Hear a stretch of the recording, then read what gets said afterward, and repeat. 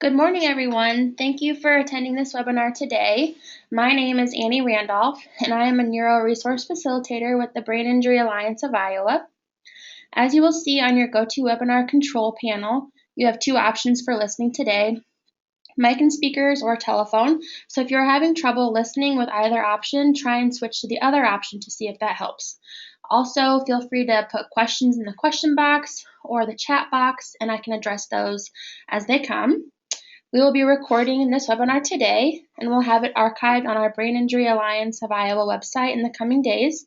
That web address is biaia.org. Also, we will have a few minutes at the end of the session for any questions you might have, so please hold on to those until the end, and Vienna will address those. Also, no CEUs will be provided for this webinar, but a certificate of attendance will be sent to all registrants following the session. Now I would like to introduce our guest speaker today. Vienna Huang is the Assistive Technology Specialist for Iowa Vocational Rehabilitation, and she is with us today to share how assistive technology might be able to assist you or someone you care for. Vienna received her bachelor's in mechanical engineer and psychology from the University of Iowa, master's in rehabilitation counseling from Drake University, and doctor of education from the University of Iowa.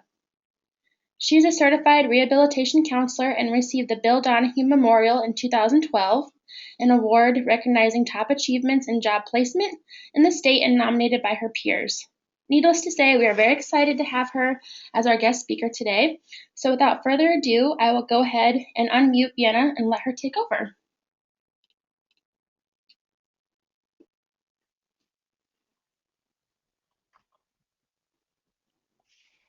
Thank you, Annie, for that introduction. Can everybody hear me? Okay, I'm assuming that everyone can hear me. So I only have 60 minutes, and I want to leave a few minutes at the end to answer some questions, so I probably have less than that. Before we get started, I'd like to release a disclaimer that I do not work for any of the companies that I may mention. I'm not endorsing any brand over any other companies. Nor am I producing any products or guaranteeing any products that will solve issues for everyone and every time. Because as you will see, one disability, that is exactly what you will see, that one disability. The disability is as unique as the person. So let's get started here.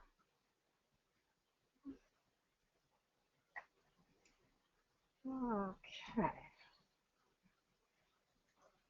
So, thriving with the help of assistive technology.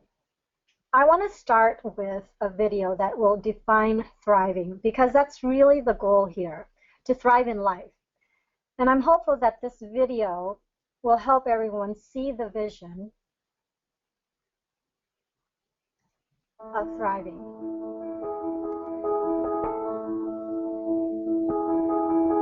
I believe that Winnebago hires the best job candidate for the job. One day, I just called over here and I asked if I could have an appointment. I felt that Voc Rehab had a service, a great service to businesses, and Winnebago was missing out on a great pool of applicants. I was lucky enough to get an interview, and I talked to them about hiring people with disabilities and really the benefit of working with an agency like Voc Rehab. I've been working with Michelle since February 2012.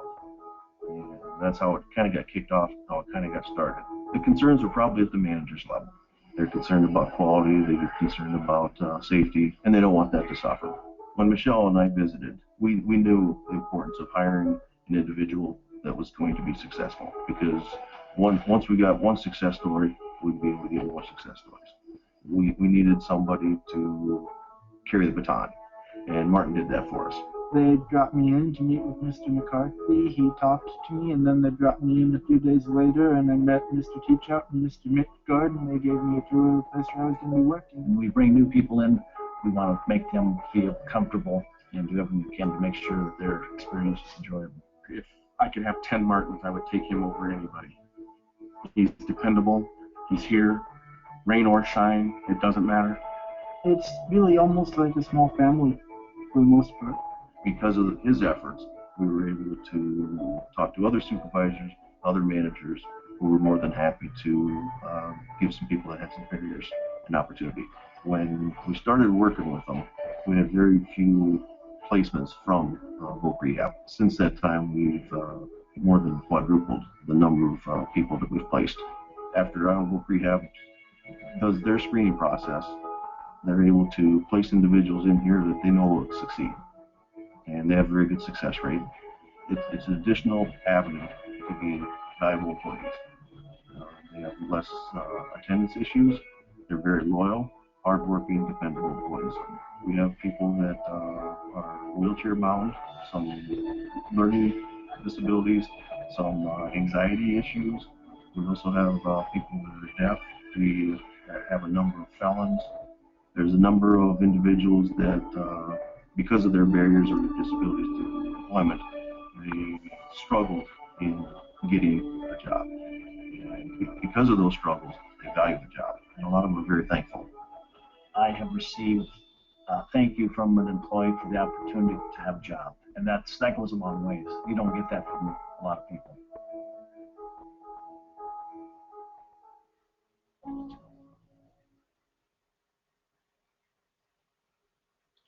I just love this video because it shows the commitment with many different players in this game, and the journey goes a long way, and I just thought that it reflects the true intention of what our end goal is, which is to be able to thrive in life and having a life, a job, and just being able to be productive citizens is what we are striving for. So let's get started with the training. In the medical field, they distinguish treatment of brain injury based on traumatic and non-traumatic brain injuries. Traumatic are those caused by blows to the head, such as in car accidents, and sports injuries such as boxing and football. Your non-traumatic brain injuries are those caused by other things that are not physical blows to the head, such as strokes and lack of oxygen to the brain, tumors, cancer, chemical toxins, and there are some others. In assistive technology, AT as a solution addresses the person and the functions versus the traumatic or non-traumatic status of the brain injury. By the way, I will sometimes interchange the use of the acronym AT instead of saying assistive technology, so I don't want anyone to be confused as to what I'm talking about. Because I only have 60 minutes and our audience comprises of a large spectrum of knowledge, we'll touch on general physical functions and executive functions. Examples of physical functions are mobility, typing, accessing the computer, getting ready for work or school, health and hygiene activities. And then there are executive functions such as reading, concentration, memory, prioritization and planning, emotional regulation, and socializing. Persons with brain injury can vary in the degree and the different functions that they are able to do post-injury. There are things that I would like to encourage everyone to consider prior to addressing assistive technology needs. First is knowing the person's pre and post brain injury knowledge, skills, abilities, aptitude, and personality. It's important because if assistive technology is to get the person as close to post-BI status in those areas, I need to know where he or she was. In some cases, we use that information to help the person build upon that baseline. Sometimes that baseline is no longer existent, so we use that information to have compassion for the frustration that the person may be experiencing. And then the emotional stages. Knowing the person's emotional stage helps me understand readiness for the use of assistive technology. If a person is still grieving, he or she may not be ready to learn to use that assistive technology. If a person is in a stage of acceptance of his new or her new normal, the person will be more willing to try out assistive technology.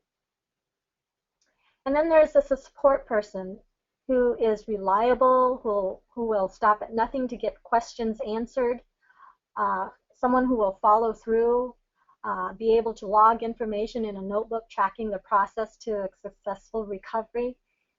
Having such a support person will expedite lessons learned from the use of assistive technology so that we know how to modify things, because as mentioned before, one disability is not the same for all. Examples of such a support person can be a family member, a close friend, a colleague, and if none of those exist, because sometimes, you know, we don't have family members or a close friend, even prior to the brain injury.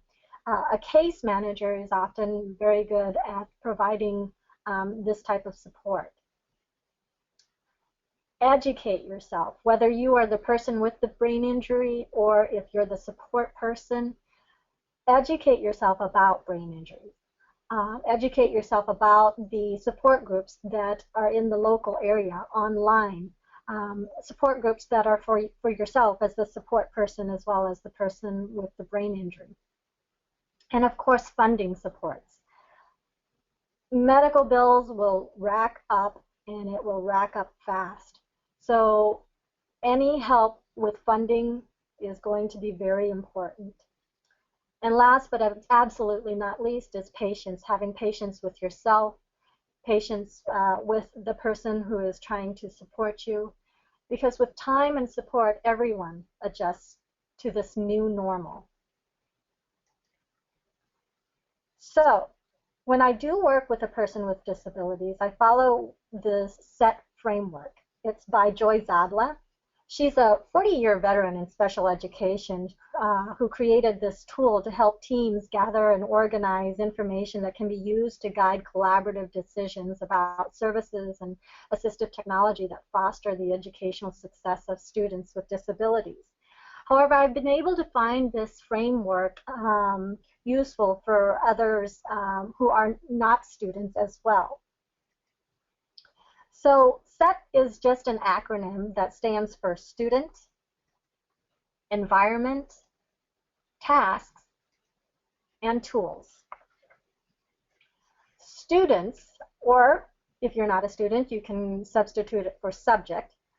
This is where I gather information specific to the person, including areas of concern, special needs, current achievement, interests, goals, and etc.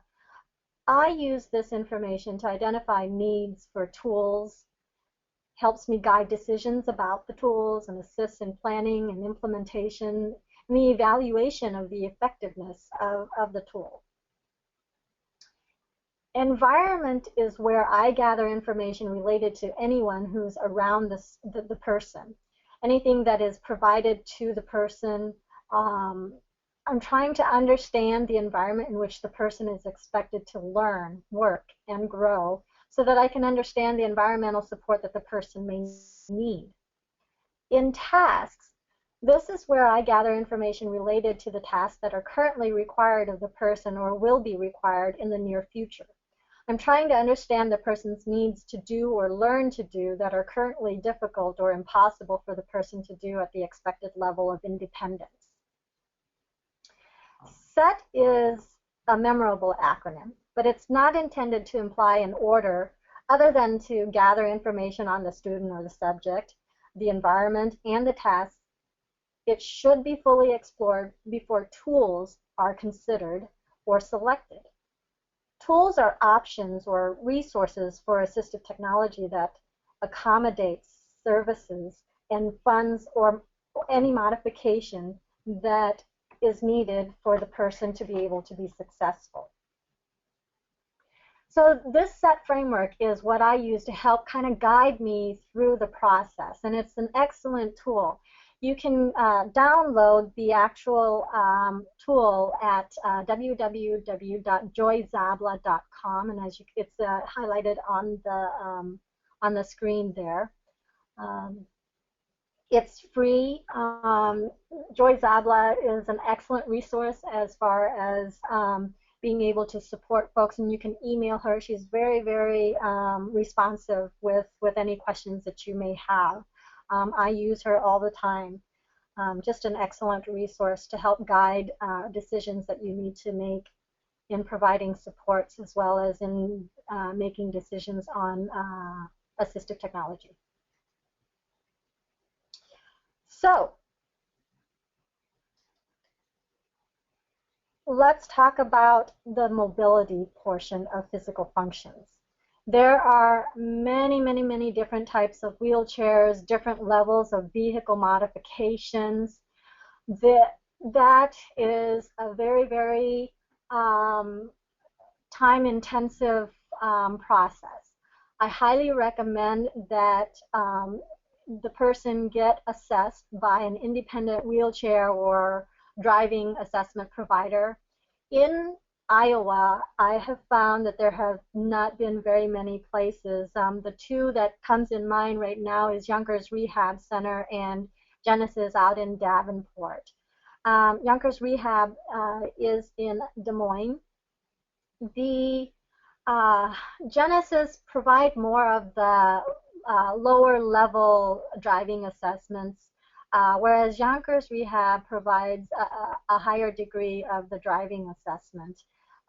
Those are higher level, which typically if you're in a motorized wheelchair and have very limited mobility, is where Yonkers Rehab would be of a much better service. If you just are in need of some hand controls, just your lower level activities, then Genesis could also meet those and kind of spread out the appointments because it does get stocked up. I have seen people use the Marion Joy Rehab Center out in Illinois, which also provides the higher level driving assessments, those types of things also. Very, very important to get assessed by the proper providers. I know that at Yonkers Rehab, they'll also apply for funding for you, especially for wheelchairs. And they'll also provide some leads as far as other funders who could be able to assist you. And buses, public transportation is becoming more and more amenable with service hours and routes. I know that for Des Moines, and it's still an issue for many of the rural places.